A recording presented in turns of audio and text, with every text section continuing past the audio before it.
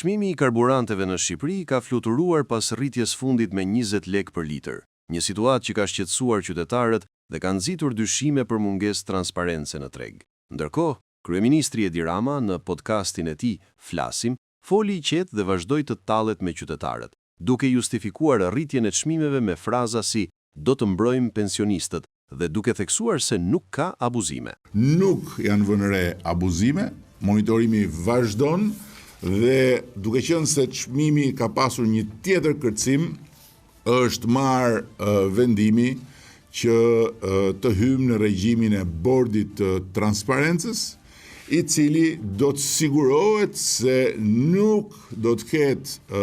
përfitues apo profiter, siç I thonë në anën tjetër të bjeshve, që do duan të shfrytëzojnë krizën për të futur më shumë para në xhep. Por ndërkohë dua ta them shumë qartë që në fund të ditës ajo që ne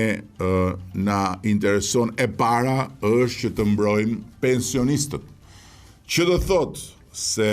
në këtë rast niveli I rritur I përfitimit që do të vijë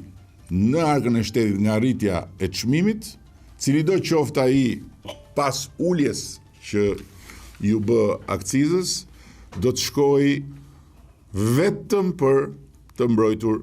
pensionistët, vetëm për të mbështetur pensionistët. Shumë qytetarë dhe ekspertë vënë në dukje se shumica e të ardhurave nga akciza e karburanteve nuk shkojnë për pensionet dhe se deklarata e kryeministrit duket më shumë si propagandë sesa një plan konkret mbrojtjeje sociale. Rama pretendon se vendimi për ndërhyrjen me uljen e akcizës do të lehtësojë barrën mbi qytetarët, por fakti mbetet që çmimet vazhdojnë të jenë të larta dhe qytetarët përballen me një kosto të kështuar çdo ditë. Qeveria nuk ka dhënë shpjegime konkrete se si do të përdoren paratë nga rritja e çmimeve dhe kjo shton dyshimet për keq menaxhim. Kritikat flasin për një mungesë serioze përgjegjësie, pasi qytetarët mbeten të pafuqishëm përballë shtrenjtimit të karburanteve. Në vend që të ofrojë transparencë dhe plane reale për të mbështetur familjet dhe pensionistët, Rama duket më shumë I angazhuar në një komunikim formal dhe të distancuar, duke përdorur pretekstin e mbrojtjes së pensionistëve për të justifikuar rritjen e çmimeve.